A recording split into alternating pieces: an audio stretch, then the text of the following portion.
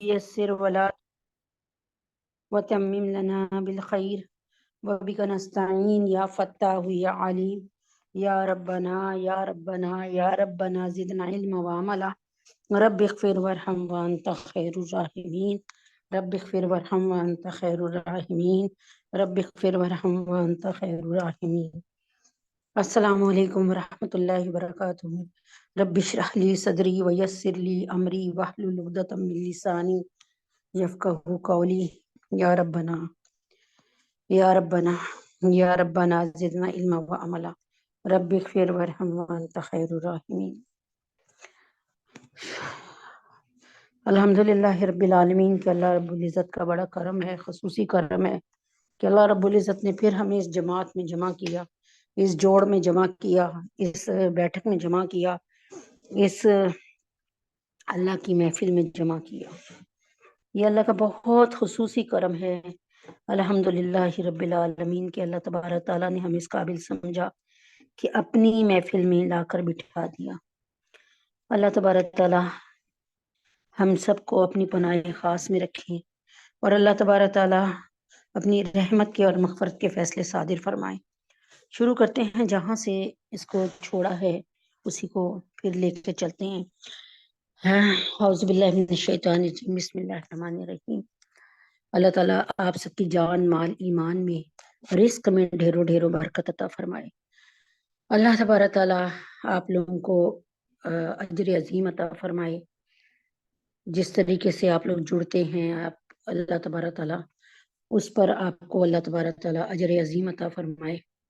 اللہ تعالیٰ اپنی جو ہے وہ خاص الخاص جو ہے اللہ تبارک تعالیٰ نگاہ میں اللہ تبارک تعالیٰ آپ کو مجھے رکھے اور اللہ تعالیٰ ہم سے بڑے جانی اللہ تبارک تعالیٰ کا جو معاملہ اللہ تعالیٰ سے جو ہمارا معاملہ ہو اللہ تبارک تعالیٰ وہ بہت ہی بہترین معاملہ ہو.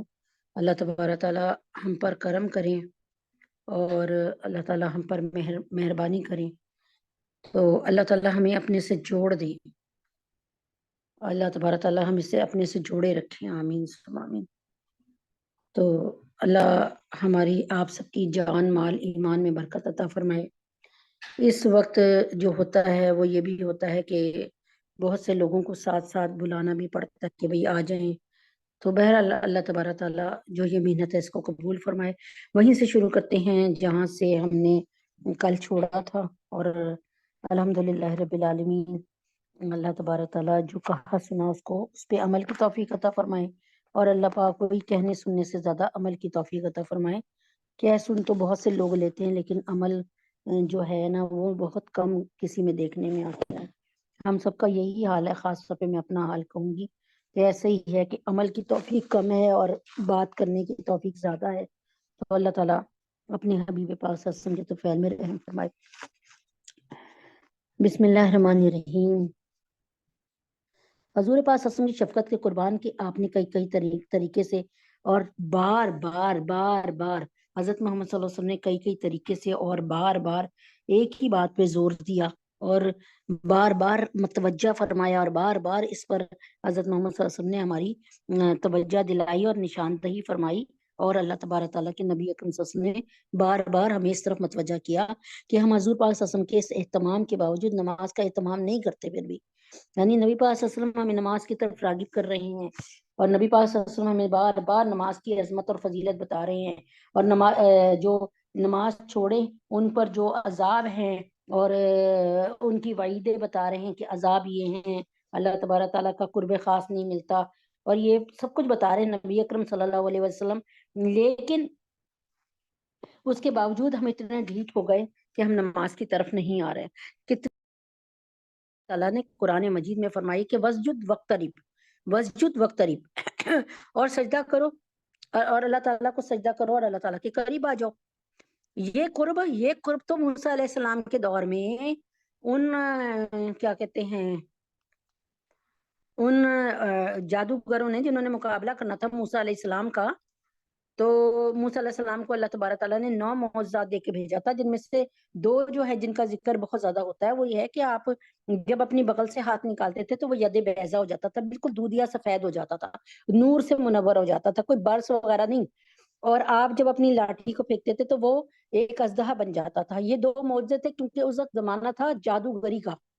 تو معجزے اور جادو میں بہت فرق ہے لیکن عقل والوں کے لیے ہے. تو فرعون یہی سمجھا کہ بھائی ایسا ہی ہے کہ اگر ہم ایسے معجزے مطلب یہ جادو ہی ہے جو دکھا رہے ہیں. اور جادوگروں سے کہا ان کا مقابلہ کرو. جادوگروں نے کہا کہ آپ ہمیں کیا دو گے؟ اس کے بدلے میں آپ نے فرمایا مطلب فرعون نے فرمایا میں اپنا قرب خاص دوں گا، یعنی میں اپنے قریب بٹھاؤں گا، اپنا قرب عطا کروں گا. تو یہ قرب لینے کے لیے جادوگر آئے تھے لیکن شکل بنا کر آئے تھے موسیٰ علیہ السلام کی، حلیہ بنا کر آئے تھے موسیٰ علیہ السلام کا. ویسے ہی جبہ اور امامہ پہن کے آئے اور اللہ تعالیٰ کو ان کے حلیہ بنانے پر اس قدر پیار آیا کہ اللہ تعالیٰ نے ان کے نصیب میں ہدایت لکھ دی اور وہ ایمان کی موت مرے. بے شک وہ فرعون نے ان کے ساتھ بڑا ظلم کیا لیکن الحمدللہ قرآن میں ان کا ذکر اس بات کی گواہی دیتا ہے کہ اللہ ان سے راضی ہو گئے. تو حضور پاک صلی اللہ علیہ وآلہ وسلم کا ارشاد ہے کہ نماز چھوڑنا آدمی کو کفر سے ملا دیتا ہے. آپ جناب صلی اللہ علیہ وسلم کا ارشاد مبارک ہے نماز چھوڑنا آدمی کو کفر سے ملا دیتا ہے. ایک جگہ ارشاد ہے کہ بندے کو اور کفر کو ملانے والی چیز صرف نماز چھوڑنا ہے. ایک جگہ ارشاد کیا کہ ایمان اور کفر کے درمیان نماز چھوڑنے کا فرق ہے. اب آپ اس بات سے اس سے زیادہ کیا بات بندہ بتائے کہ نمازی جو ہے وہ دائرہ کفر میں داخل ہو جاتا ہے.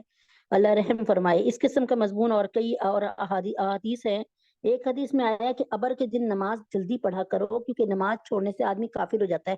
ابر کے دن نا ہمیں اس وقت تو گھڑیاں تھی نہیں نا تو وقت کا اندازہ نہیں ہو پاتا تھا نا کہ بھئی اس وقت کیا بج رہا ہے. تو جس دن کلاؤڈی موسم ہونا ابر ہو اس دن جلدی نماز پڑھ کے فارغ ہو جایا کرو. یہ نہ ہو کہ تم سمجھو کہ ابھی تو نماز کا وقت اور نماز کا وقت گزر گیا. ابر کے دن نماز جلدی پڑھا کرو کیونکہ نماز چھوڑنے سے آدمی کافر ہو جاتا ہے. غلطی سے بھی چھوٹے گی نا تو کیا ہے اللہ کی اس اطاعت سے اللہ تعالیٰ کی اس اطاعت سے محروم ہو جائے گا.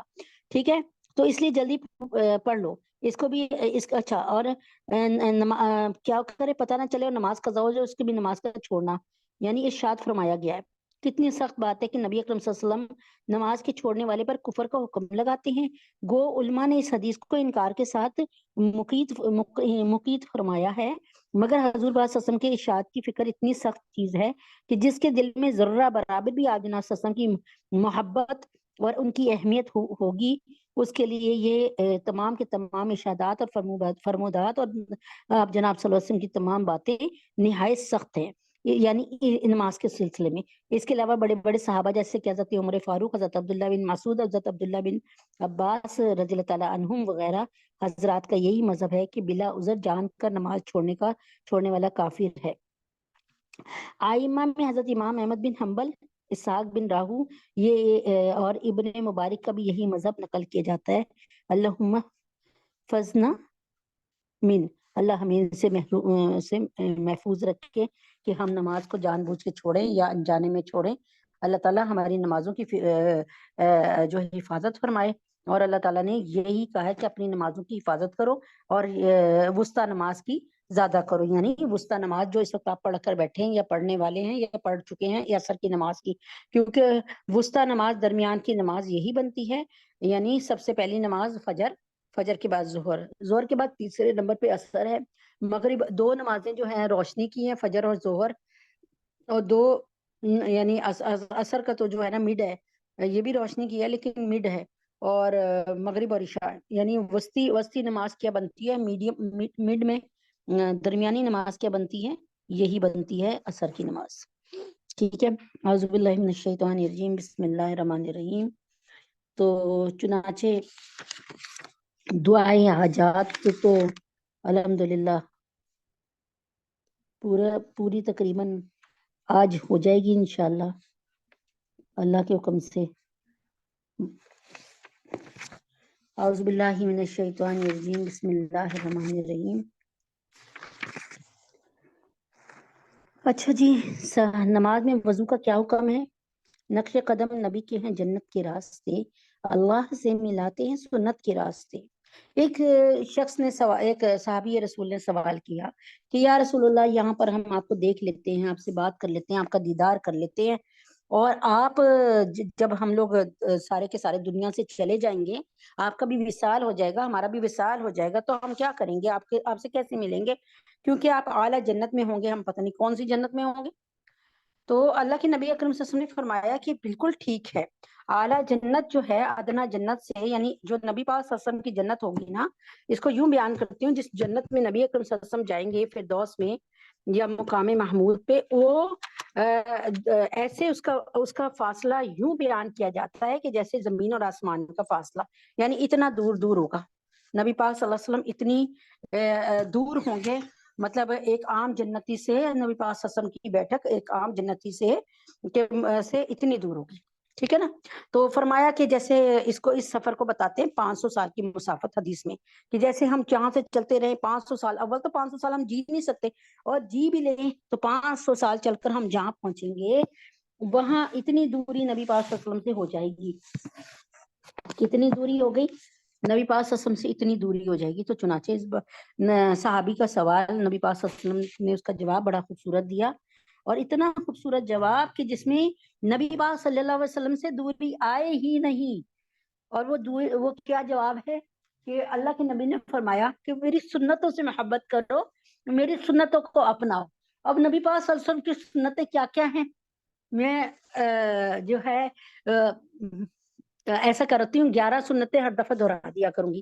نمبر 1، اگر آپ نے گھر سے باہر نکلنا ہے تو آپ گھر میں ہی رہتے ہوئے دعا پڑھ لیجئے، بسم اللہ توکلت علی اللہ لا حول ولا قوت الا باللہ، شروع اللہ کے نام سے جس پر میں نے توکل کیا، اور کوئی چیز ہمیں جو ہے ڈھاکے ہوئے نہیں ہے، یعنی اللہ تعالیٰ نے ہمارا حصار کیا ہوا ہے، لا حول ولا قوت الا باللہ، یعنی اللہ کے علاوہ کوئی ہمیں گھیر نہیں سکتا، اور کوئی ایسی یعنی کوئی قوت اللہ تعالیٰ کے علاوہ، یعنی اللہ تبارک تعالیٰ ہی کے ہم ہر طرف سے قابو میں ہیں، ٹھیک ہے نا۔ اس کو آسان ترجمہ یوں کر دیتے جو سمجھ آ جائے۔ تو اس کے بعد ایک میں نے بتا دیا، گھر سے باہر نکلے الٹا قدم نکالا آگے آگے، اور پھر راستے کے دانے طرف چلیے، نگاہ کو نیچے رکھیے، اور تکلیف دہ چیز جیسے کیلے کا چھلکا، کوئی پتھر یا کوئی رسی جس میں پیر الجھ کر گر جائے، یا کوئی گڑا ہو تو اس کے گرد کوئی اینٹیں وغیرہ رکھ دیں تاکہ کوئی گرنے نہ پائے، یعنی امت محمدیہ صلی اللہ علیہ وسلم کے لیے اچھا سوچیے اپنی طور پہ۔ اب اچھا سوچنے پر، اچھی فکر پر بھی ایک بات سن لیں، پھر آگے چلتے ہیں۔ اچھا سوچنے اور اچھی فکر پہ ایک واقعہ ہے، اور سچا واقعہ ہے کہ ایک آدمی جنگل میں گیا، اس کے اپنے گھوڑے پر، اس کے گھوڑے کو اسے پانی نظر آیا، کہیں پانی، لیکن اس نے سوچا کہ میں گھوڑا میرا بھاگ نہ جائے، میری سواری بھاگ نہ جائے، تو اس نے وہاں سے ایک جو ہے نا ٹوٹا ہوا درخت کا ایک وہ مٹھ سی لے کے نا، درخت کا حصہ اسے لے کے زور سے کوئی اینٹ کا ٹکڑا پکڑا ہوگا یا کچھ، اس سے نا اسے گاڑ دیا، اس وجہ سے کہ آنے والے لوگوں کے لیے بھی سہولت ہو جائے کہ وہ اپنے جانور کو یہاں سے باندھ لیں، اور یہاں پہ باندھے اور پانی پی لیں۔ اللہ کی قدرت کے اگلا کچھ دنوں بعد یا کچھ گھنٹے بعد کوئی اور سوار آیا، کوئی اور مسافر آیا جنگل سے گزرتا ہوا، تو اس کو نا اس مٹھ سے ٹھوکر لگی، یہ جو مٹھ لگائی ہوئی تھی نا، جو ادھر گاڑی بھی تھی ایک درخت کی ٹہنی وغیرہ، اس سے اس کو ٹھوکر لگی، اس نے اس کو اٹھا کر پھینک دیا اکھاڑ کے کہیں، اور دوسرا کوئی نہ گر جائے۔ کہتے ہیں روایت میں آتا ہے کہ اللہ نے دونوں کی بخشش کر دی، دونوں نے امت محمدیہ صلی اللہ علیہ وسلم کو فائدہ پہنچانے کا کام کیا تھا۔ اس لیے ہمیشہ تکلیف دہ چیزوں کو ہٹا دیا کرو، یہ نہ کہا کرو کہ بھائی مجھے کیا، میں تو جلدی میں ہوں، یہ وہ اس طرح کی بات نہ سوچا کرے، بلکہ امت محمدیہ صلی اللہ علیہ وسلم کا خیال رکھا کریں، انسانیت کا خیال رکھا کریں۔ اور اس کے بعد یہ کہ نگاہ کو نیچی رکھیں، اور وہ مٹتی ہوئی سورج سنت جسے نبی پاک صلی اللہ علیہ وسلم نے فرمایا تھا کہ یہ سنت عجیب ہو جائے گی، یعنی بالکل ہی جب کسی کو بتائیں گے تو وہ اس سے ناواقفیت ظاہر کرے گا، یعنی عورتوں کو سلام کریں چاہے وہ کتنی ہی غیر کیوں نہ راستے میں ملے، تو السلام علیکم کہنے میں کتنی دیر لگتی ہے، اور مرد کو سلام کریں۔ ہم اس میں آپ یہ بھی کر سکتی ہیں کہ اگر آپ کا کوئی بھانجا بھتیجا گزر رہا ہے، آپ کے چچا جی گزر رہے ہیں، تو محرم مرد آپ ان کو بھی سلام کر سکتی ہیں۔ اس کے بعد اللہ کے پاک کے حکم سے اپنی نگاہوں کی حفاظت کیجیے، اور عورتیں جو ہے نا وہ سمٹ کر ایک کنارے چلیں، ہر دفعہ دائیں طرف ہی چلیں، اور ہر دفعہ دائیں طرف چلیں، ہاں دائیں طرف کوئی گندگی کا ڈھیر ہو، پانی ہو، پھر تو تھوڑا سا ٹرن لے کے بائیں طرف سے چلنے، پھر جو میں بھی یہی کرتی ہوں الحمدللہ، میرے ہسبینڈ بھی، پھر جب ہم دیکھتے ہیں کہ اب یہ راستہ صحیح ہو گیا تو ہم دائیں طرف آ جاتے ہیں۔ آگے آپ سن لیں کہ اسی طریقے سے کھانا کھانے سے پہلے ہاتھ کو دھو لیجیے، گھر میں داخل ہوں تو ہاتھ بھی دھو لیجیے، اپنے منہ کے ارد گرد کا حصہ بھی دھو لیجیے، کلی بھی کر لیجیے۔ یہ تو SOPs میں کرونا کی آئی تھی نا، لیکن میرے نبی نے آج سے 1400 سال پہلے بتا دی تقریباً۔ اور اس کے بعد کیا کرنا ہے آپ نے کہ یہ سب سنتیں ہیں، سنت سمجھ کے کیجیے۔ اچھا اس کے بعد کیا کرنا ہے کہ میں نے ایک صحابی رسول نے سوال کیا کہ یا رسول اللہ، عبداللہ ابن مسعود غالباً تھے، کہ یا رسول اللہ اس طرح تو یہ ہے کہ ہم نیچے دیکھ کر چلیں گے تو ہم کسی اور طرف نہیں دیکھیں گے تو ہمارا ٹکر ہو جائے گی کسی بھینس سے، کسی دیوار سے، کسی سے۔ تو اللہ کے نبی اکرم صلی اللہ علیہ وسلم نے فرمایا کہ اللہ تبارک تعالیٰ ایسے وقت میں جب آپ دعا پڑھ لیتی ہیں، اللہ کو کی حفاظت میں اپنے آپ کو دے دیتی ہیں اور اپنی نگاہ کو نیچے کر لیتی ہیں کہ کسی غیر محرم پہ نہ پڑے، تو اللہ تبارک تعالیٰ آپ کے ساتھ ایک فرشتہ جو ہے اللہ تعالیٰ مقرر فرما دیتا ہے جو آپ کی حفاظت فرماتا ہے۔ ایک ہماری حفاظت، ایک فرشتے کی حفاظت۔ ہم تو پوری طرح آنکھیں گاڑ گاڑ کے بھی آگے دیکھ رہے ہو نا، اوپر نیچے دیکھ رہے ہیں، تو ہم اپنی وہ حفاظت نہیں کر سکتے جو اللہ تعالیٰ ہماری کریں گے اللہ کے فرشتوں کے ذریعے، یہ اللہ تعالیٰ ڈائریکٹ کریں گے الحمدللہ۔ تو کیا مطلب، اسی طریقے سے آخری بات، رات کو سونے کے وقت میں اپنے دیے کو بجھا دو، کہیں یہ نہ دیا جلتا رہے اور آگ لگ جائے، ٹھیک ہے۔ اور اپنے گھر کے جو کھانے پینے کی چیزیں ہیں نا، جیسے پانی رکھا ہے آپ نے، کہیں شربت رکھا ہے یا تیل رکھا ہے یا اپنے ہنڈیا پکائی ہے، آپ کی بریانی تیار ہے ایک مثال کے طور پہ، اب آپ سب چیزوں کو ڈھانک دیجئے، ٹھیک ہے، سیو کر لیجئے۔ اللہ کے نبی فرماتے ہیں اگر کچھ نہیں ملتا نا ڈھانکنے کے لیے تو ایک لکڑی لے کے اس کو عرض پہ رکھ دیں، عرض کا مطلب ہے کہ بیچ میں رکھ دیں، ہنڈیا کے بالکل جو منہ ہے اس کے بیچ میں رکھ دیں، یعنی اس لکڑی کے بائیں طرف دائیں طرف ایک جیسا فاصلہ ہو، ٹھیک ہے۔ تو اللہ تعالیٰ حفاظت فرمائیں گے۔ اللہ تبارک تعالیٰ کہنے سننے سے زیادہ عمل کی توفیق عطا فرمائے۔ اور یہ سنت کو لے کے چلتے ہیں۔ بسم اللہ الرحمن الرحیم۔ نماز صحیح ہونے کے لیے بدن، کپڑے اور جائے نماز کا پاک ہونا شرط ہے۔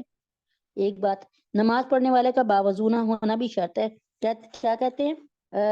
لا تقبل صلاۃ بغیر لا تقبل صلاۃ بغیر طہور، اس کا مطلب ہے یعنی وضو کے بغیر، یعنی پاکی کے بغیر نماز قبول نہیں ہوتی، ٹھیک ہے۔ نماز جو ہے نماز نہیں مانی جاتی، نماز قبول نہیں ہوتی۔ تو نماز صحیح ہونے کے لیے بدن، کپڑے اور جائے نماز کا پاک ہونا شرط ہے۔ نماز پڑھنے والے کا باوضو ہونا بھی شرط ہے۔ حدیث پاک میں کہ آقائے دو جہاں صلی اللہ علیہ وآلہ وسلم نے فرمایا کوئی نماز بغیر پاکی کے قبول نہیں ہوتی، لا تقبل صلاۃ بغیر طہور، ٹھیک ہے نا، یعنی پاکیزگی حاصل کیے بغیر۔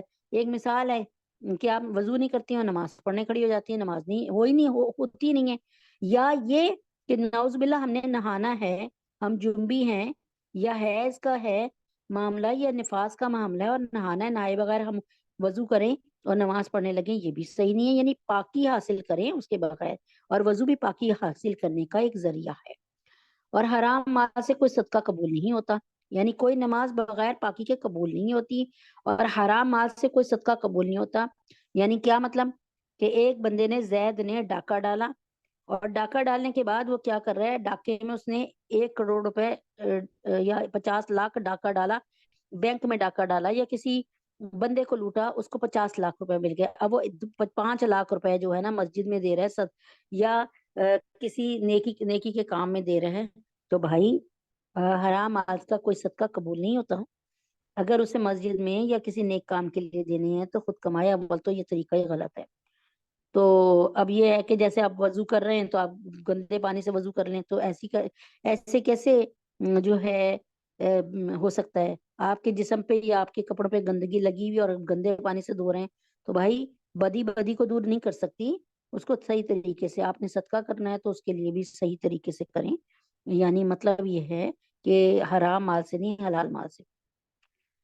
وضو میں صرف 4 فرض ہیں جسے قرآن سے ثابت کیا ہوا ہے: پیشانی کے بالوں سے لے کے تھوڑی کے نیچے تک، اور ایک کان کی لو سے دوسرے کان کی لو تک پورا چہرہ 1 مرتبہ دھونا، یہ فرض ہے۔ 3 دفعہ دھونا یہ سنت ہے۔ 1 دفعہ دھونے سے آدھا گلاس پانی ہے تو آپ نے وضو کرنا ہے، پاک صاف ہیں آپ، اور لیکن اب آپ نے وضو کرنا ہے تو آدھا گلاس پانی ہے۔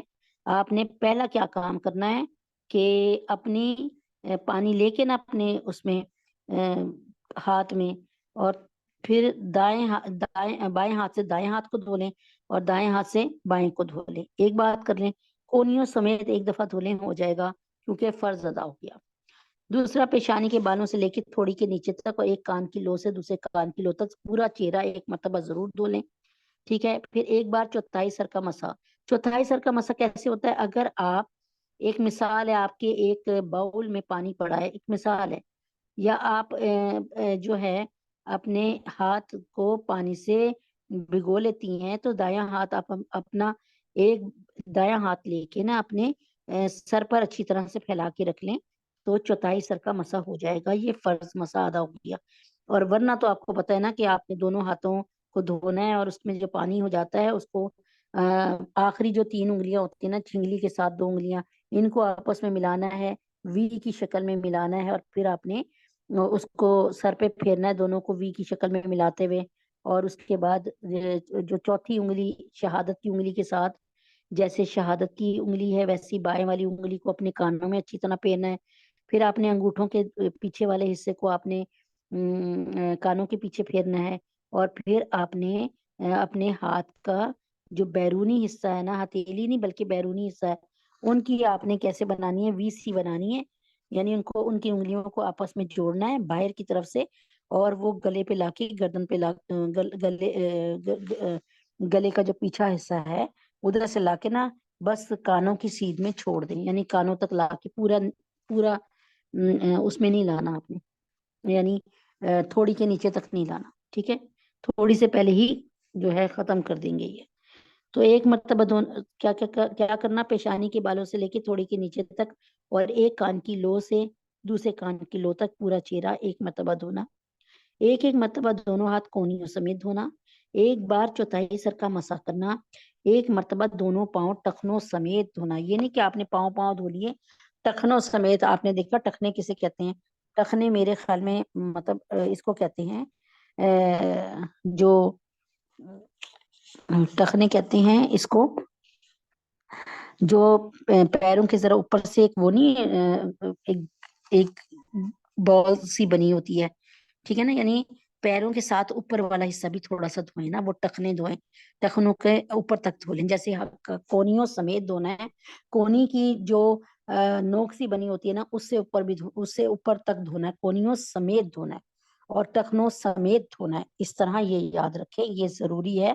अगर आप टखनों समेत या कोनियों कोनियों समेत नहीं, यानी कोनियों के ऊपर तक, यानी कोनियों की जो जिस जहां से आपका हाथ मुड़ता है वहां तक धो लेती हैं, उससे ऊपर नहीं धोती तो वजू नहीं हो रहा। कोनियों समेत धोना है, कोनियों तक नहीं धोना। टखनों समेत धोना, टखनों तक नहीं धोना। ठीक है ना? उम्मीद है कि बात समझ आ गई होगी इंशाल्लाह। तो बिस्मिल्लाह रहमान रहीम।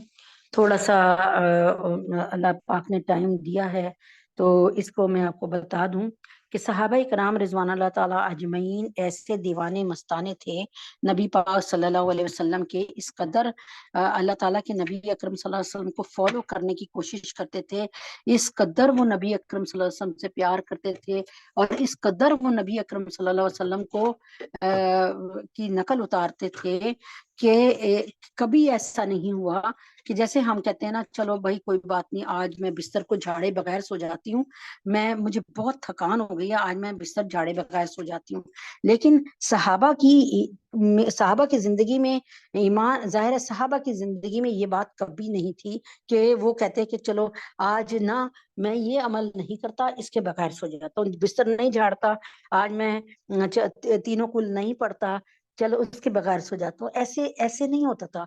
सहाबा अपनी जिंदगी में सुन्नत के मुताबिक जिंदगी, इतनी जिंदगी सुन्नत के मुताबिक गुजार के गए हैं कि सहाबा से किसी सुन्नत के ज़िबा होने का कोई, यानी ज़िबा होने का मतलब ये छोड़ने का कहीं से कोई वो नहीं मिलता, सबूत नहीं मिलता। ऐसे वो अल्लाह ताला के नबी अकरम सल्लल्लाहु अलैहि वसल्लम से प्यार करते थे और नबी अकरम सल्लल्लाहु अलैहि वसल्लम से इस कदर उनकी मोहब्बत थी कि वो कभी भी ऐसा नहीं करते थे कि नबी अकरम सल्लल्लाहु अलैहि वसल्लम को जो है किसी मामले में आप जनाब सल्लल्लाहु अलैहि वसल्लम को नौजुबिल्ला नौजुबिल्ला सुम्मा नौजुबिल्ला के पीछे कर दें। ऐसा कभी नहीं होता था कि वो इस वक्त सोचते कि भाई हम इस वक्त तो सोना चाह रहे हैं तो चलो आज ना तहज्जुद नहीं पढ़ते, ठीक है ना, बहुत अब जो है थके हुए हैं। हम तो शूट लगा लेते ना, और आज ही ये काम अल्लाह अकबर किया कि नहीं पढ़ सके। तो बहरहाल बता रही हूँ कि क्योंकि बाज दफा इतनी थकान हो जाती है, लेकिन सहाबा जो थे ना वो यस मैन थे, उन्होंने तो करना ही करना। अल्लाह ताला हमें भी सहाबा जैसी जिंदगी गुजारने की तौफीक अता फरमाए कि किसी वक्त जिस्म का मुतालबा इतना सख्त हो जाता है कि अब सो जाओ, नींद आ रही है, अब ये कर लो, अब चलो ये आज नहीं करते कल कर लेंगे। अल्लाह तबारक ताला हमारी जिंदगियां बिल्कुल नबी अकरम सल्लल्लाहु अलैहि वसल्लम की जिंदगियों के मुशाबे हो जाए। जैसे आप हर दफा सुन्नत पे अमल करते थे, कभी भी ऐसे नहीं करते थे कि सुन्नत को ज़िबा कर दें। आप सुन्नत के मुताबिक, सुन्नत वो तरीके हैं, वो कायदे हैं जो जिंदगी गुजारने के लिए अल्लाह तबारक ताला ने जिब्रील अमीन को भेजकर नबी पाक सल्लल्लाहु अलैहि वसल्लम को सारे समझवाए कि भाई गुस्ल करना है तो ऐसे करना है, और क्या कहते हैं,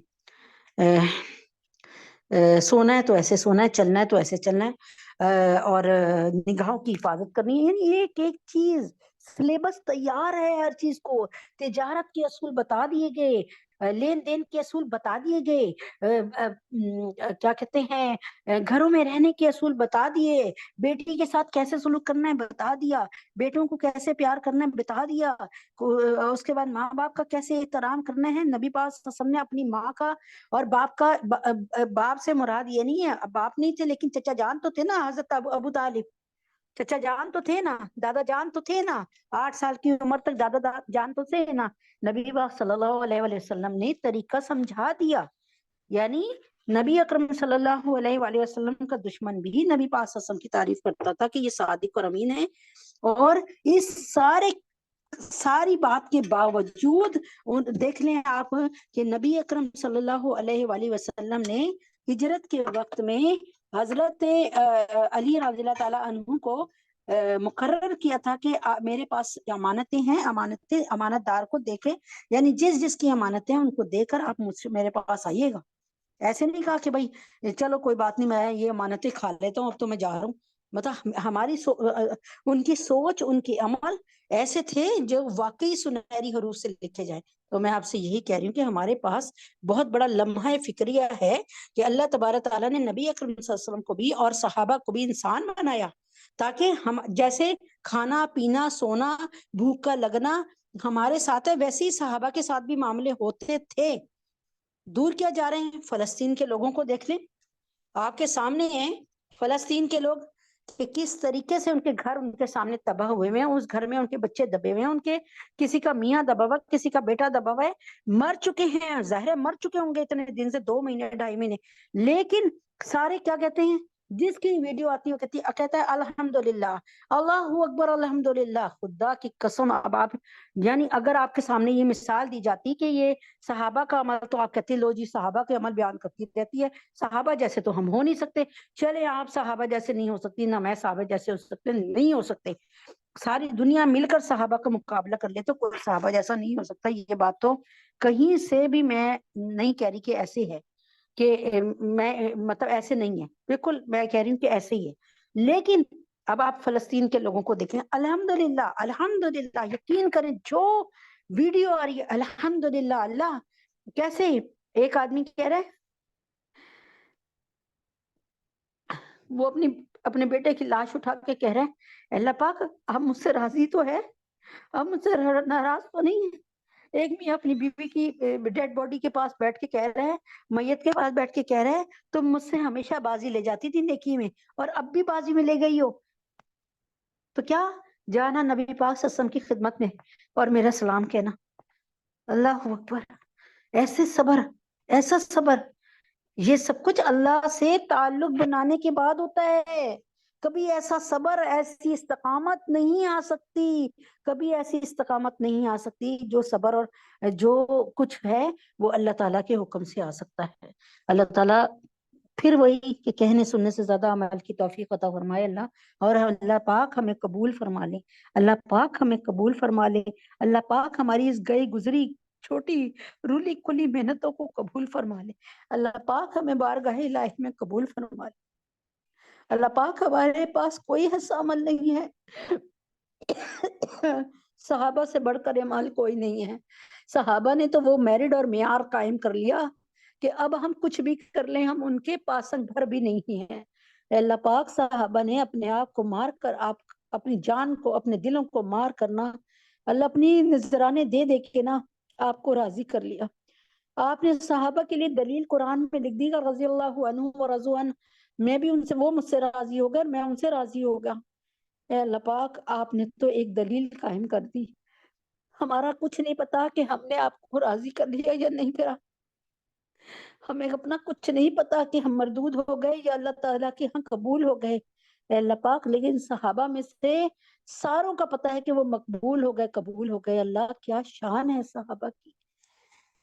اے اللہ ہماری نسلوں کو صحابہ جیسا بنا دے، ہماری نسلوں کو صحابہ بنا دے اپنے حبیب کے طفیل میں۔ اچھا جی، اسلام کا پہلا معرکہ جنگ غزوہ بدر، لڑنے کی کیوں ضرورت پڑی؟ 13 نہیں 14 سال، لوگ کہتے ہیں 13 سال، میں کہتی ہوں 14 سال ظلم کی چکی میں پسے۔ 13 سال بعد نبی پاک صلی اللہ علیہ وسلم نے مائگریشن کی، ہجرت کی۔ 13 سال اللہ کے نبی اکرم صلی اللہ علیہ وسلم پہ وہ ظلم کی انتہا ہوئی کہ اگر میں اس کو بیان کرنا شروع کر دوں تو اللہ اکبر کبیرہ۔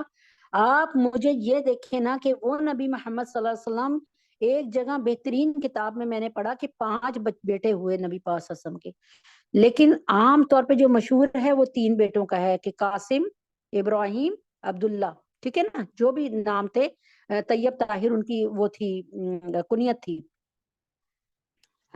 نبی پاک صلی اللہ علیہ وسلم نے اپنی زندگی میں 3 بچے، کوئی 1.5 سال کا، کوئی کتنے سال کا، یعنی چھوٹے چھوٹے بیٹے دفنا دیے اپنے ہاتھوں سے۔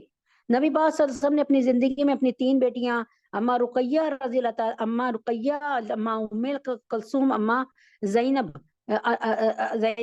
اللہ تبارک رضی اللہ تعالی عنہما، ان تینوں کو انہمانی انہنہ، ان تینوں کو اللہ کے نبی نے خود دفنایا۔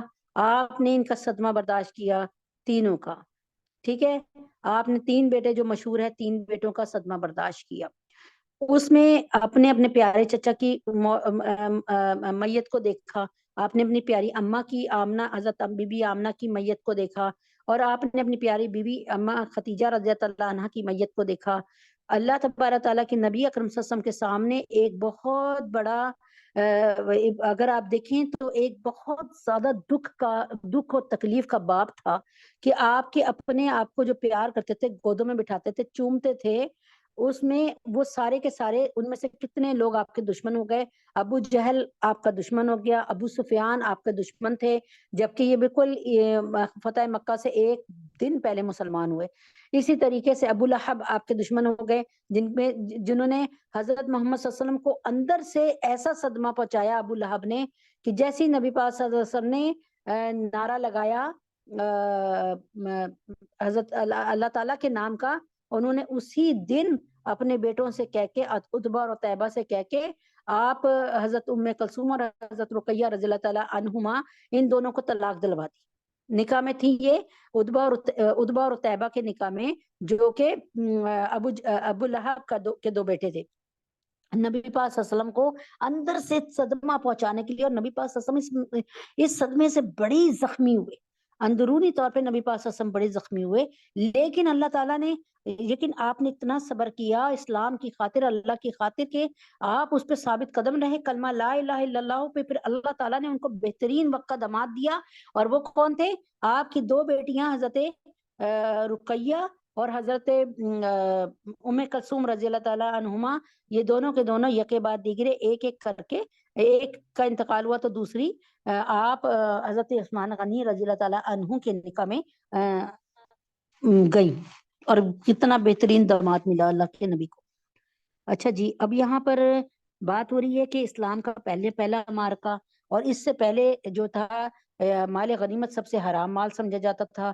اب کوئی آرڈرز نہیں آ رہے، اللہ تبارک تعالیٰ نے، اللہ تعالیٰ چاہ رہے تھے کہ اب بہت ہو گیا مسلمانوں کے پاس، اب ماشاءاللہ طاقت بھی ہو گئی ہے، اب مسلمانوں کی وہ حالت نہیں ہے جو مکہ میں رہتے ہوئے تھی، بڑی مفلسی کی حالت، اور کوئی زیادہ دشمن تھے، دوست بہت کم تھے، اور لوگ اپنے ایمان کو چھپائے ہوئے تھے، کھلے کھلم اقرار بھی نہیں کر رہے تھے تاکہ وہ لوگوں کی ظلم سے بچے رہے۔ تو اب ایک دارالکفر چھوڑ کے اللہ تعالیٰ نے آپ کو، نبی پاک صلی اللہ علیہ وسلم کو 53 سال کی عمر میں مکہ سے مدینہ لا بسایا۔ اچھا جی، اب یہاں پر بات نہیں ختم ہو گئی، مدینہ میں آ کر بھی پورا سال ہو گیا، نبی پاک صلی اللہ علیہ وسلم کو دل دکھانے والی خبریں ملتی رہی مکہ میں، ان کے اللہ کے ماننے والوں پر اور نبی پاک صلی اللہ علیہ وسلم کے ماننے والوں پر جو ظلم تھا اس کی بھی ایک تاریخ داستان تھی۔ نبی پاک صلی اللہ علیہ وسلم کا دل بڑا زخمی تھا، اور صحابہ کا دل بڑا زخمی تھا اپنے رشتہ داروں کے لیے جو مسلمان ہو گئے تھے، وہ باتیں سنتے تھے کہ وہ ان کو اس کے لیے آنے کے لیے وہ آنا چاہ رہے ہیں، لیکن ان کو نا قریش کفار مکہ آنے ہی نہیں دیتے، ٹھیک ہے نا۔ اب یہ تمام باتیں نبی پاک صلی اللہ علیہ وسلم تک پہنچ رہی تھی، اور آپ کا دل بڑا چھلنی ہو رہا تھا۔ اللہ تعالیٰ چاہ رہے تھے کہ اب ان کا ایک مارکا ہو جائے، اور اللہ تبارک تعالیٰ نے اس کے لیے بدر کے مارکے کو پسند فرمایا، اور بدر کا مارکا میں نے آپ کو سارا کچھ بتایا ہی ہے، انشاءاللہ کل پھر پیش کر دوں گی۔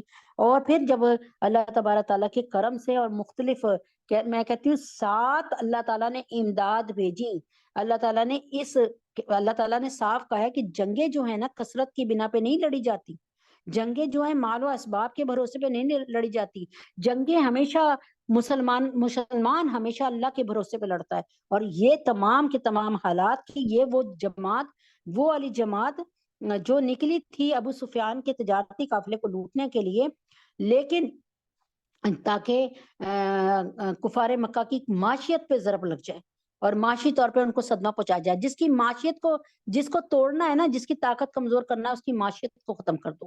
آپ خدا کے واسطے یہودیوں کی معاشیت کو ختم کریں۔ میں آپ کو قسمیہ کہہ رہی ہوں، میں اللہ تعالیٰ کو حاضر ناظر جان کے کہہ رہی ہوں کہ جو میرے بس میں تھا میں کوئی 5-6 سال سے کر رہی ہوں۔ الحمدللہ رب، آپ لوگوں نے اب چھوڑا ہے، میں نے الحمدللہ رب العالمین لکس کو، ایریل کو، ایکسپریس کو، ڈو صابن کو، اور الحمدللہ والس کو، ماؤنٹین ڈیو کو، پیپسی کولا کو، 7 اپ کو، مرینڈا کو، فانٹا کو، میں نے الحمدللہ رب العالمین والز آئس کریم کو الحمدللہ رب العالمین میں نے کب سے چھوڑا ہوا ہے؟ میرے خیال میں 4-5 سال ہو گئے ہوں گے، اور اس میں بہت سے لوگ بیٹھے ہوئے گواہ بھی ہیں۔ اچھا، تو اللہ تعالیٰ کے حکم سے اور یہ پینٹین اور ہیڈ اینڈ شولڈر وغیرہ الحمدللہ میں 4-5 سال سے بایو عاملہ کا جو ہے پاکستان کا بنا ہوا وہی شیمپو استعمال کر رہی ہوں، صرف سمجھانے کو، بتانے کو، معاشیت پہ ضرب لگا دو یہودیوں کی۔ آپ دیکھیں اب تک 20,000 کے قریب ہمارے مسلمان بھائی بہن بچے مر چکے ہیں وہاں۔ 20,000 ایک تعداد ہوتی ہے، لوگوں سے ایک میت رخصت کر کے نا لوگ اپنی ماں کو سالوں نہیں بھولتے، روتے رہتے ہیں باپ کو۔ کسی کا بیٹا فوت ہو گیا، وہ میں نے ایک ایسی عورت کو دیکھا جس کا بیٹا جوانی میں فوت ہوا، اس نے اپنے آپ کو ختم کر لیا۔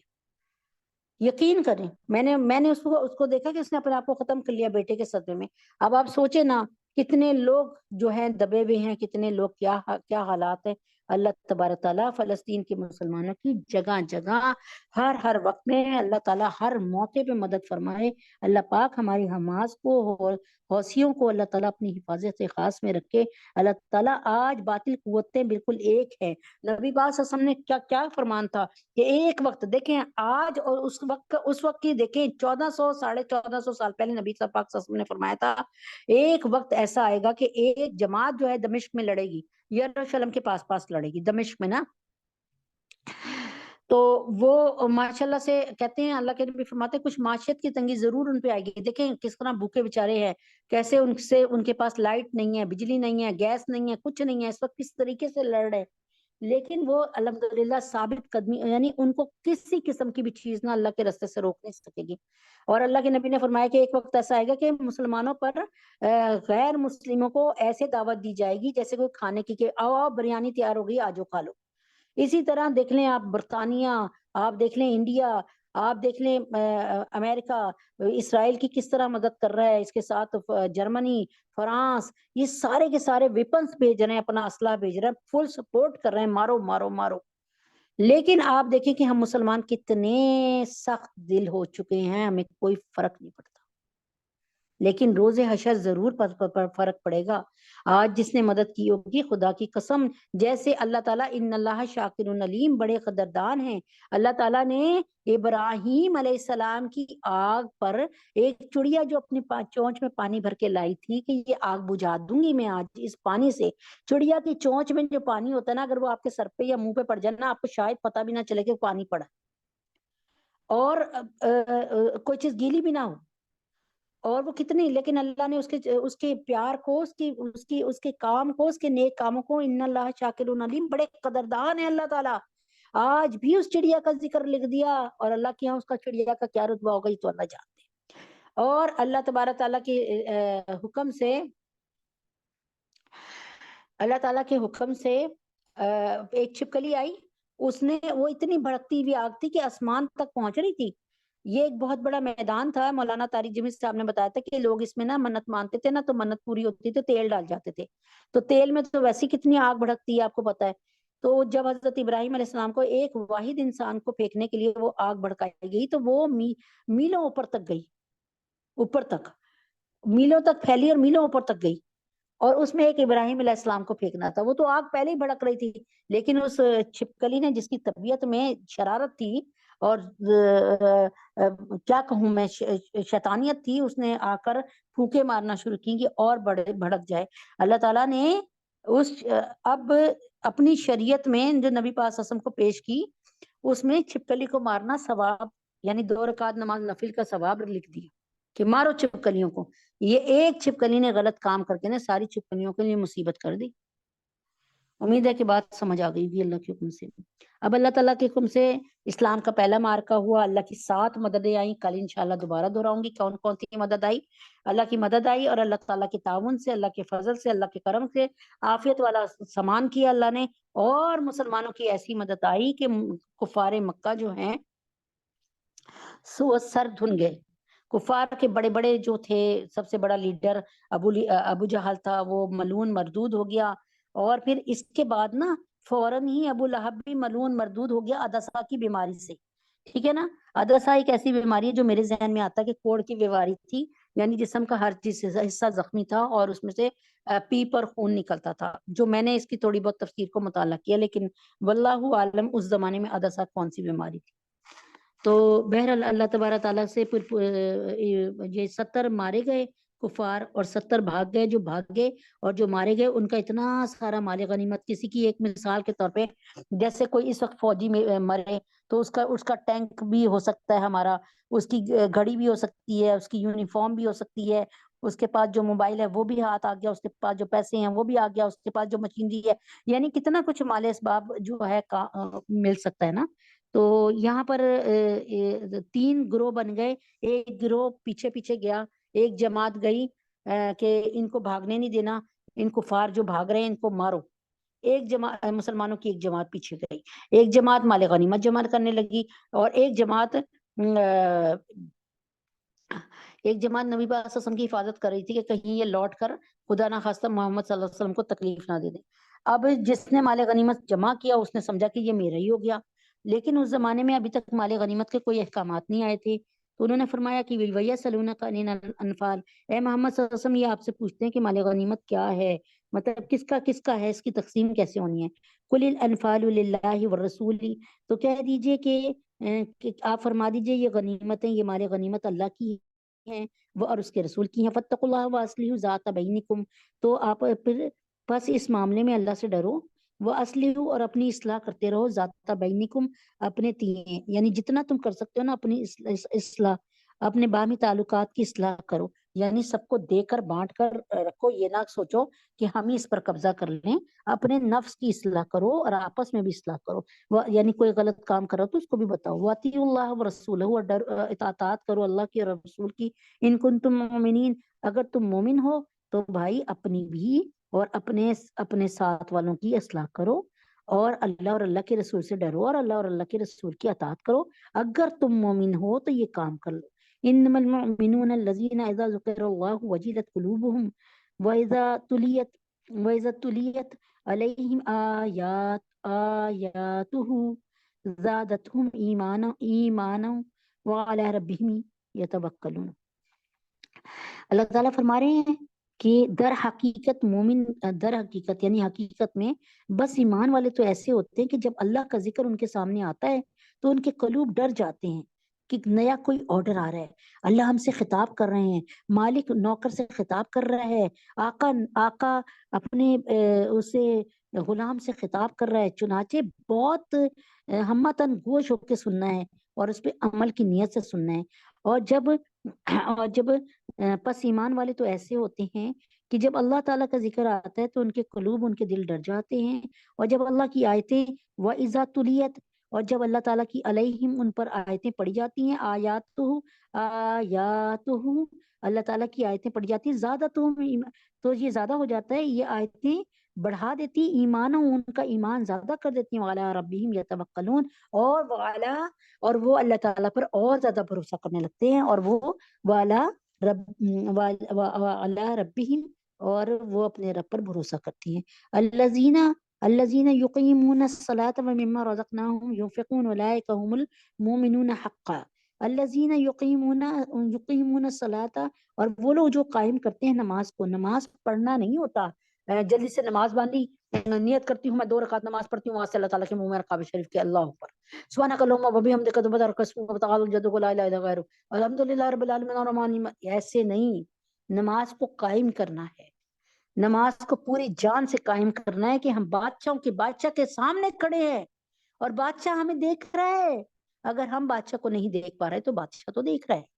تو بہت عاجزی کے ساتھ، جیسے کوئی باس کے سامنے کھڑا ہوتا ہے نا، دنیاوی باس کے، اس سے بھی زیادہ اس باس سے ڈرنے کی ضرورت ہے۔ اولئک هم اچھا پھر کیا ہے کہ یہاں پہ اللہ تعالیٰ بڑے خوبصورت انداز میں مومنین کو اور بڑے خوبصورت انداز میں صحابہ کو جو ہے بہت خوبصورت انداز میں سمجھا رہے ہیں کہ الذین یقیمون الصلاۃ ومما رزقناہم ینفقون، وہ لوگ جو قائم کرتے ہیں نماز کو اور جو ان کو دیا گیا اس میں سے اللہ کی راہ میں خرچ کرتے ہیں، اولئک هم المؤمنون حقا، یہی وہ مومن ہے جو حقیقت میں، یہی وہ لوگ ہیں جو حقیقت میں مومن ہیں۔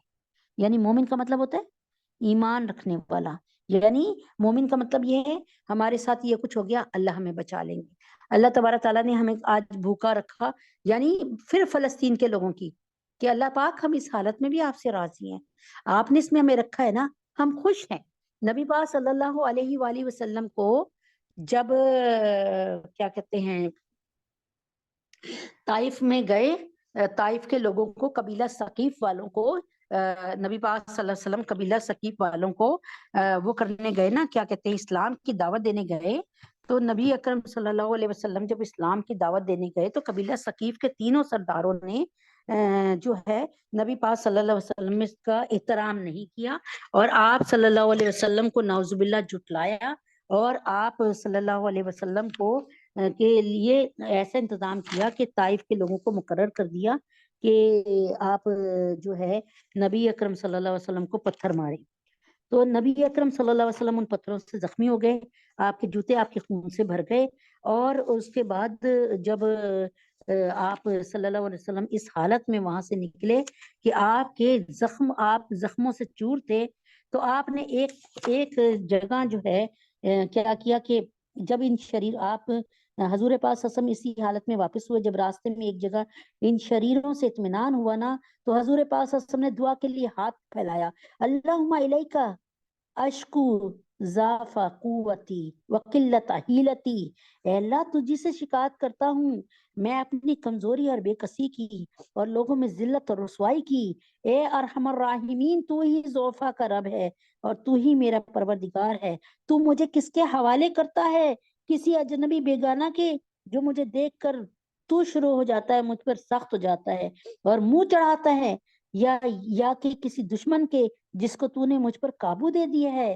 اے اللہ اگر تو مجھ سے ناراض نہیں ہے تو مجھے کسی کی بھی پرواہ نہیں ہے، تیری حفاظت مجھے کافی ہے، میں تیرے چہرے کے اس نور کی طفیل جس سے تمام اندھیریاں روشن ہو گئیں اور جس سے دنیا اور آخرت کے سارے کام درست ہو جاتے ہیں، اس بات سے پناہ مانگتا ہوں کہ مجھ پر تیرا غصہ ہو یا تو مجھ سے ناراض ہو۔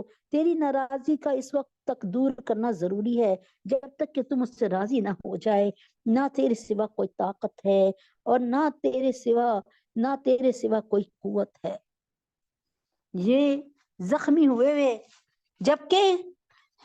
جبکہ جبریل امین جو ہیں وہ جو ہے جبائل الملائکہ کو لے کے آ گئے، پہاڑوں کے فرشتے کو لے کر آ گئے۔ آپ یا رسول اللہ حکم دے دیجئے، یہ جو دو پہاڑوں کے درمیان بستی ہے نا قبیلہ ثقیف کی، جنہوں نے آپ کو تنگ کیا، اس وقت مارا، میں ان کو پیس کے رکھ دوں، دونوں پہاڑوں کو ملا دوں۔ اللہ کے نبی اکرم صلی اللہ علیہ وسلم کی کتنی خونم خون تھے، جوتے خون سے بھرے ہوئے تھے، آپ کو اتنی شدید تکلیف تھی اس وقت، لیکن کہتے ہیں نہیں ایسا نہ کرنا، مجھے امید ہے اگر یہ نہیں تو ان کی نسلیں تو ضرور ایمان لے کر آئیں گی۔ اور ایسے ہی ہوا کہ حضور پاک صلی اللہ علیہ وآلہ وسلم کی اس دعا کو اللہ نے ایسا قبول فرمایا کہ چند بہت زیادہ دور نہیں، بہت زیادہ عرصہ نہیں گزرا، اللہ تبارک تعالیٰ کے حکم سے محمد بن قاسم لوگوں کو پتہ ہی نہیں ہے، محمد بن قاسم کا نام پتہ ہے، محمد بن قاسم ثقفی قبیلہ ثقیف سے ایک مسلمان 19 سال کا 18 سال کا بچہ نکلا، شادی کو صرف 4 مہینے ہوئے، اور انہوں نے وہاں سے ثقیف سے لے کے نا سندھ تک کے لیے اسلام کے پرچم گاڑتا چلے گئے اور اسی حالت میں شہید ہوئے۔ محمد بن قاسم ثقفی ہیں۔ محمد بن قاسم، طارق بن زیاد کا نام تو سنا ہی ہوگا، لیکن محمد بن قاسم قبیلہ ثقیف سے تھے، یہ نبی پاک صلی اللہ علیہ وسلم کی دعا تھے۔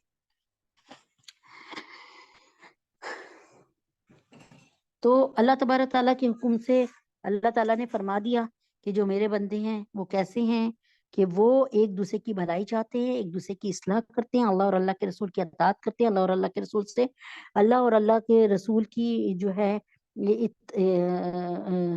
ہے اللہ سے ڈرتے ہیں، اللہ اور اللہ کے رسول کی اطاعت کرتے ہیں، اور جب ان کے سامنے تلاوت ہوتی ہیں، یعنی ان کے سامنے میرا ذکر آتا ہے یا میری آیتیں تلاوت کی جاتی ہیں، تو ان کا ایمان اور بڑھ جاتا ہے اور اس میں اضافہ ہو جاتا ہے، اور وہ اللہ تعالیٰ پر ان کا بھروسہ اور وہ اللہ پہ بھروسہ کرنے لگتے ہیں، اور وہ لوگ میرے جو ہے نا میرے بندے وہ قائم کرتے ہیں نماز کو، اور وہ جو ہے میرے بندے وہ رزق جو ہے وہ جو رزق ان کو ملا ہے اس کو اللہ کی راہ میں ہی لگا دیتے ہیں، اللہ کے لیے خرچ کرتے ہیں۔ اولئک هم المؤمنون حقا، جس میں یہ تمام کوالٹیز ہوں، وہ آج کے لیے بھی کہہ رہی ہوں، جس میں یہ تمام کے تمام کوالٹیز ہوں وہ مومن ہے پکا، حقاً سچا مومن ہے۔ لہم درجات عند ربہم ومغفرۃ ورزق کریم، مغفرۃ ورزق کریم، اللہ تعالیٰ کے ہاں ان کے بہت لہم درجات عند ربہم ومغفرۃ ورزق کریم، اللہ کے ہاں حق سچے، یعنی اللہ تعالیٰ فرماتے ہیں ان کے لیے، ان سچے لوگوں کے لیے، ان کے ہاں اللہ کے ہاں ان سچے لوگوں کے لیے، ان مومن لوگوں کے لیے بڑے بڑے درجے ہیں، اور مغفرت ہے اللہ کی، اور رزق کریم، اور کریم روزی ہے، عزت والی روزی ہے۔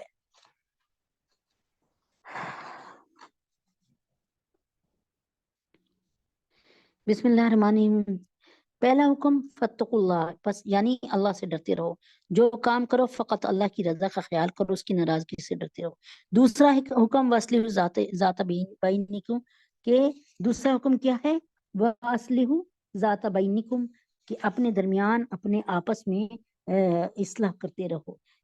تو کیا مطلب؟ اپنی فکر نہ کرو، دوسروں کی بھی فکر کرو، اور اس کا مطلب یعنی اپنے آپس کے معاملات اور تعلقات کو ایسا سنبھال لو اور سنوارو کہ باہمی رشک و مسابقت کا نام و نشان نہ رہے، یعنی آپس میں ایک دوسرے کے اتنے خیر خواہ ہو جو اپنی ذات کو بھی اتنی اچھی طرح سنوارو کہ الحمدللہ رب العالمین آپ کے درمیان کوئی اونچ نیچ نہ رہے کہ وہ اچھا یعنی میں اس سے بہتر ہوں، ایسی بات نہ رہے۔ اللہ اور اس کے رسول کا حکم مانو۔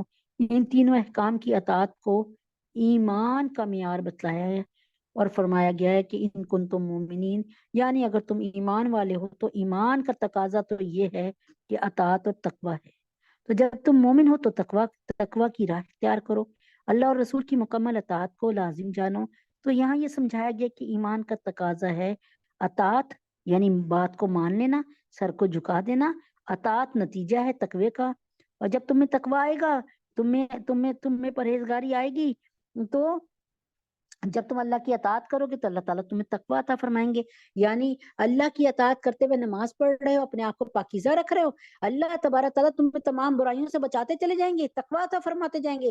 شراب نہیں، میرے اللہ نے منع کیا ہوا ہے. وہ سامنے لڑکا بہت خوبصورت، نہیں میں نہیں دیکھوں گی اس کو، میرے اللہ نے منع کیا ہوا ہے. یہ اتنے سارے پیسے، نہیں میں اس میں بےایمانی نہیں کروں گی، یہ اللہ کسی کی امانت ہے، میرے اللہ نے منع کیا ہے. پھر قدم قدم پہ اللہ تبارک تعالیٰ آپ کو بچاتا چلا جائے گا، قدم قدم پہ اللہ تعالیٰ آپ کو بچاتا چلا جائے گا. اور جب یہ چیزیں حاصل ہو جائیں تو آپس کے اختلافات اور نزاعات خود بخود ختم ہو جائیں گے. جب آپ اللہ کی مان کے چلو گے تو اللہ تعالیٰ کیا فرماتے ہیں، بڑی خوبصورت بات میں نے ایک جگہ پڑھا تھا کہ جب جنتی جنت میں جائیں گے نا تو کیا ہوگا کہ ایک جنتی جو ہوگا نا، فرض کرے آپ کی ایک مثال بتا رہی ہوں، زید ہے، زید کی اپنی خالہ سے لڑائی تھی، ایک مثال کے طور پہ. اب زید بھی جنت میں چلا گیا، اس کی خالہ بھی جنت میں چلی گئی. اللہ تبارک تعالیٰ نے جنت میں ہونے کی برکتوں سے ان کی آپس میں جو رنجشیں تھی نا، وہ جو ان کے دلوں میں ایک تھا، میری خالہ نے فلاں وقت میں مجھے ذلیل کیا تھا، میں نہیں بولوں گا، میں شکل نہیں دیکھوں گا، وہ والی باتیں ختم کر دی. اب وہ آپس میں دوست ہو گئے. وہاں پہ نہ کوئی نہ وہاں پہ بول و براز ہوگا، نہ وہاں پہ تھکن ہوگی، نہ وہاں پہ منہ کی بدبو ہوگی، نہ وہاں پہ بیماری ہوگی، نہ وہاں پہ بھوک ہوگی. اللہ اکبر کبیرہ. وہاں پر تو آپ کو اس قدر سکون، یعنی کوئی چیز، کوئی کسی قسم کا تکلیف دہ پہلو نہیں ہوگا. تو اور اختلاف کی بجائے دلوں میں الفت اور محبت پیدا ہو جائے گی. اول اللہ تعالیٰ کی عظمت اور ہیبت سے قلوب کا معمور ہو جانا، بھر جانا. یعنی جب ان کے سامنے اللہ جل شانہ کا ذکر کیا جائے تو عظمت الہی سے ان کے دل کانپ اٹھتے ہیں. دوسرے، تلاوت قرآن کی جائے تو ایمان میں ذاتی اور اضافہ ہوتا ہے. یعنی جب ان کے سامنے اللہ کی آیات تلاوت کی جائے تو ان کا ایمان اور بڑھ جائے. مومن یہ نہ ہو کہ یار کیا بور کر دیا ہے، اس وقت سے تم نے قرآن مجید لگایا ہوا ہے. نہیں، جو قرآن کو سن رہے ہیں اور مٹھاس اس کی آ رہی ہے، اور زیادہ جو ہے قوی ہو جائے ایمان، اور نور ایمان میں ترقی اور ہو جائے، اور تلاوت کے انوار اور برکات ان کے باطن میں نور یقین زیادہ ہو جائے، اور اللہ تعالیٰ پر توکل بڑھتا چلا جائے، اللہ سے محبت بڑھتی چلی جائے. اور پھر ظاہر میں اطاعت اور اعمال صالحہ کی ذاتی ہوگی. ان تمام چیزوں کے باوجود کیا ہوگا، اللہ تعالیٰ ایمان میں ذاتی فرما دیں گے، ایمان میں اضافہ فرمائیں گے، اور مزید نیکیاں کرنے کی صلاحیت پیدا ہوتی جائے گی. ابھی تو دیکھو نا، ابھی تو دل ہی نہیں کرتا ایک نماز پڑھنے کا، لیکن پھر نمازوں میں الحمدللہ رب العالمین سجدوں میں برکتیں عطا فرمائیں گے اللہ تعالیٰ، اور مزید سجدہ کرنے کی اور مزید بڑھنے کی. یوں سمجھ لے کہ ابھی تو 50% نمبر لے رہا ہے نا، اور محنت کرے گا تو 60%، پھر اور محنت 70%، ایک دفعہ ٹاپر بن جائے گا بندہ. ٹھیک ہے نا؟ تو کہنے کا کیا مطلب ہے کہ اللہ پر توکل کرو، نبی اکرم اللہ تعالیٰ کے احکامات کو نبی کے طریقے میں پورا کرو. جیسے اللہ نے حکم دیا نماز کیسے پڑھنی ہے، نبی کے طریقے سے. تجارت کیسے کرنی ہے، نبی کے طریقے سے کرنی ہے. گھروں میں کیسے رہنا ہے، بیٹیوں سے کیسے بات کرنی ہے، جیسے نبی پاک صلی اللہ علیہ وسلم نے. بھائیوں سے کیسے بات کرنی ہے، جیسے نبی پاک صلی اللہ علیہ وسلم نے اپنے بھائی سے کی. اب آپ کہیں گے نبی پاک صلی اللہ علیہ وسلم کا بھائی، ہاں نبی پاک صلی اللہ علیہ وسلم کے بھائی حضرت علی رضی اللہ تعالیٰ عنہ، نبی پاک صلی اللہ علیہ وسلم کے بھائی تھے. حضرت جعفر رضی اللہ تعالیٰ عنہ نبی کے پاک صلی اللہ علیہ وسلم کے بھائی تھے. آپ کی 8 برس کی عمر سے آپ کی کفالت آپ کے چچا ابو طالب نے کی نا، تو ان کو بھائی کون سے نظر آئے؟ حضرت علی. اور لیکن حضرت علی رضی اللہ تعالیٰ عنہ سے کبھی کوئی سوال کر کے دیکھے تو وہ بتائیں گے کہ نبی پاک صلی اللہ علیہ وسلم نے ان کو کس پیار سے اور کس محبت سے لے کے چلے. یہاں تک کہ آپ دیکھ لیں کہ کس قدر کہ اپنی بیٹی بھی حضرت علی رضی اللہ تعالیٰ عنہ کے نکاح میں دے دی. تو امید ہے کہ آپ میری بات کو سمجھ گئے ہوں گے، کیونکہ وقت اتنا کام ہوتا ہے اس وقت کہ ختم نبوت کا کوئی کام نہیں ہو پا رہا. لیکن بہرحال اللہ تبارک تعالیٰ جانتے ہیں اس کو کہ اس وقت دن چھوٹے ہیں، اور اب انشاءاللہ تعالیٰ اگلے ہفتے سے دن تھوڑا بڑھنا شروع ہو جائے گا، اور پھر انشاءاللہ تعالیٰ ختم نبوت کا کام جو ابھی نہیں ہو پا رہا وہ شروع ہو جائے گا انشاءاللہ. سچے نبیوں کا یہ قرار ضروری ہے، سچے نبیوں کا اقرار ضروری ہے، جھوٹے نبیوں کا انکار ضروری ہے، ختم نبوت کی نگری میں چور گھسے، نگری والے ہوں ہوشیار ضروری ہے۔ تو جس کو نبی اکرم صلی اللہ علیہ وسلم سے محبت ہوگی وہ نبی پاک صلی اللہ علیہ وسلم کے لیے، ان کی ناموس کے لیے، ان کی عزت کے لیے ہر وقت کوشش کرے گا۔ کیا آپ کر رہے ہیں؟ اگر کر رہے ہیں تو الحمدللہ، اور نہیں کر رہے ہیں تو بھائی پھر تو سوچنے کا وقت ہے کہ یہ نہ ہو کہ میں اسی طرح رہ جاؤں اور لقمہ اجل بن جاؤں کہ کل آپ کو میری خبر آ جائے کہ جی بھائی دنیا سے رخصت ہو گئی ہے۔ لیکن اللہ اکبر کبیرہ، کوئی کام ختم نبوت کی حفاظت کا کر لیجئے، اللہ تعالیٰ آپ کو اور میری دونوں کو اللہ تعالیٰ اس کی توفیق عطا فرمائے اور قبول فرمائے۔ اللہم صلی علی محمد وعلی آل محمد کما صلیت علی ابراہیم وعلی آل ابراہیم انک حمید مجید۔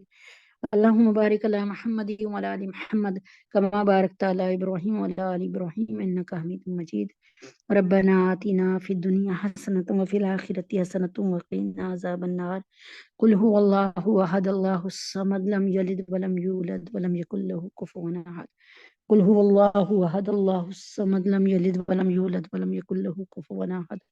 قل هو اللہ احد اللہ الصمد لم یلد ولم یولد ولم یکن له کفوا احد۔ اے اللہ ربنا آتنا فی الدنیا حسنۃ وفی الآخرۃ حسنۃ وقنا عذاب النار۔ ربنا ظلمنا انفسنا وان لم تغفر لنا وترحمنا لنکونن من الخاسرین۔ رب اغفر وارحم وانت خیر الراحمین۔ اللہ اکبر کبیرہ والحمد للہ کثیرہ وسبحان اللہ بکرۃ وصیلا۔ اے اللہ پاک، اے اللہ اللہم اذہب الباس رب الناس واشف انت شافی لا شفاء الا شفاؤک شفاء لا یغادر سقما۔ اے اللہ اس وقت لوگ بہت بیمار ہیں، یا اللہ پاک بہت زیادہ بیمار ہیں، سب بیماروں کو شفاء کاملہ عاجلہ مستمرہ عطا فرما دیجئے۔ یا اللہ پاک اپنے حبیب پاک صلی اللہ علیہ وسلم کے طفیل میں سردی کے اثر سے محفوظ رکھیے۔ یا اللہ پاک فلسطین کے تمام مسلمانوں کی حفاظت فرما دیجئے۔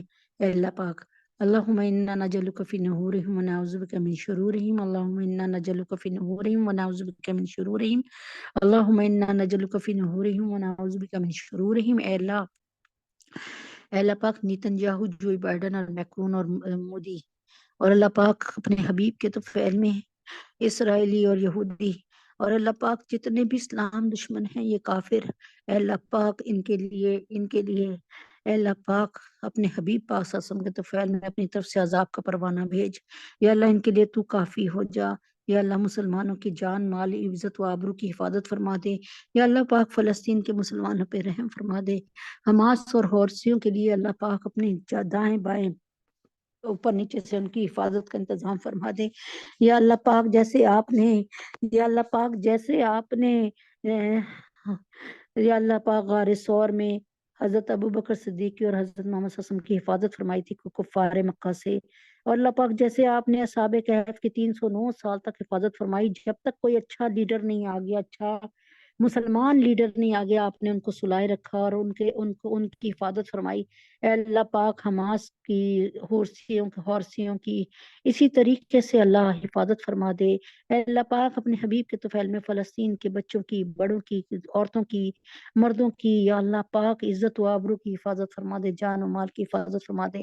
یا اللہ 2 مہینے سے اوپر ہو گئے، یا اللہ 70-78 دن ہو گئے، تجھے تیرے نبی کا واسطہ یا اللہ پاک اب اس بمباری کو ختم کروا دے۔ اللہ پاک تجھے تیرے نبی کا واسطہ یا اللہ پاک پورے فلسطین پہ مسلمانوں کا قبضہ فرما دے۔ اے اللہ پاک ہماری مسجد اقصی کی حفاظت فرما دے۔ اے اللہ پاک ہم پر رحم فرما دیجئے۔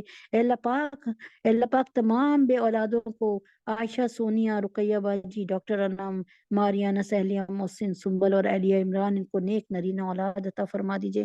یا اللہ پاک ڈاکٹر حمنہ کو، فاطمہ کو، عیشہ کو، عبداللہ کو، اور جتنے لوگ ادھر بیٹھے ہیں ان سب کے بچوں کے، بڑے ان کے تمام گھر والوں کو، ان کے بچوں کو، اور مجھے اور میرے گھر والوں کو، تمام کے تمام میرے شوہر صاحب کو، اللہ ان سب کو دنیا اور آخرت کے ہر امتحان میں 100% نمبروں سے کامیابی عطا فرما دے۔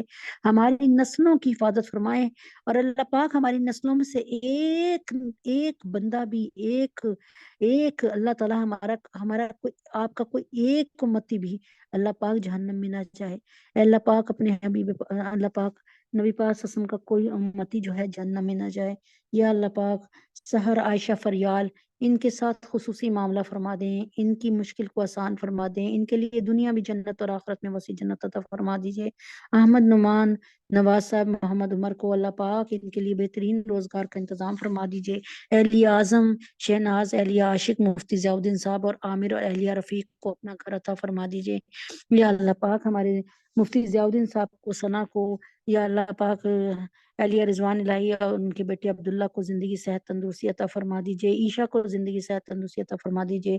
یا اللہ پاک ندیم بھائی اور تمام علماء اسلام جو ہیں، اللہ پاک حضرت جی اور اللہ پاک مولانا فضل الرحمان صاحب، مولانا فضل الرحیم صاحب اور اللہ پاک مفتی حسن صاحب، مفتی تقی عثمانی صاحب اور پیر ذوالفقار نقشبندی صاحب ہر حضرت جی کو، یا اللہ پاک عمیر کو، نازیہ اندلیب کو، طلحہ اشفاق صاحب، عبداللہ کو، اہلیہ حسین کو، شازیہ عیشا معظم، نازیہ جہانگیرہ کو، حمید حسن کو، مومنہ عائشہ، جنید حمزہ، سنبل، عنایت، عادل نذیر باجی اور ان کے تمام جو ہیں اہل خانہ، جتنے لوگ سن رہے ہیں ان کے تمام اہل خانہ کو اللہ پاک ایمان کے نور سے منور فرما دیجیے اور زندگی صحت کاملہ عاجلہ مستمرہ کے ساتھ عطا فرمائیے۔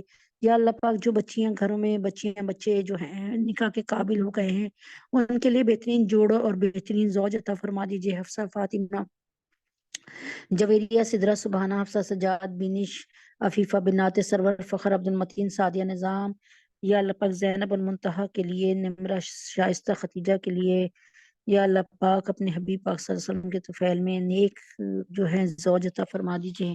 اللہ پاک بہت بہترین جوڑ اور بر عطا فرما دیجیے، ہم سب کے گناہوں کو معاف فرما دیجیے۔ یا اللہ سارے جو تینوں حرم ہیں ان کی حفاظت فرما دیجیے۔ یا اللہ مسجد اقصی کی حفاظت کا بندوبست فرما دیجیے۔ یا اللہ پاک رسول پاک صلی اللہ علیہ وسلم کے طفیل میں اس سال ہمیں زیارت حرمین شریفین نصیب فرما دیجیے۔ یا اللہ تینوں حرم کی حفاظت فرما دیجیے۔ یا اللہ پاک جو مسلمان لیڈر طیب اردگان صاحب اور قطر کے حکمران ہیں، ان کو اللہ اپنی پناہ خاص میں رکھیے، ان کو صحت کاملہ عاجلہ مستمرہ عطا فرما دیجیے۔ ہمارے پاکستان کو کوئی نیک حکمران عطا فرما دیجیے، ہمارے پاکستان پہ رحم فرما دیجیے، ہمارے پاکستان پہ کرم فرما دیجیے۔ یا اللہ پاک پاکستان میں تمام دنیا سے مہنگائی اور بے حیائی کو دور فرما دیجیے۔ یا اللہ پاک پاکستان میں پیٹرول کو اور اللہ پاک بجلی کو بہت سستا فرما دیجیے۔ یا اللہ پاک تمام مسلمانوں کو ایمان کے ساتھ، ہدایت کے ساتھ یا اللہ پاک زندگی گزارنا ان کے لیے آسان فرما دیجیے۔ اپنے ساتھ اپنے سے سب کو جوڑ لیجیے، ہمارے بچوں کو ہدایت عطا فرما دیجیے، ہماری نسلوں کو ہدایت عطا فرما دیجیے۔ وصلی اللہ تعالی علی خیر خلقہ محمد وعلی آلہ وصحبہ اجمعین برحمتک یا ارحم الراحمین۔ سبحان ربک رب العزت عما یصفون وسلام علی المرسلین والحمد للہ رب العالمین۔ اس محفل کے معاونین کو اللہ تعالیٰ قبول اور منظور فرما لیجیے اور اجر عظیم عطا فرمائیے، آمین یا رب العالمین۔ وصلی اللہ تعالی علی خیر خلقہ محمد وعلی آلہ وصحبہ اجمعین برحمتک یا ارحم الراحمین۔ السلام علیکم ورحمۃ اللہ وبرکاتہ۔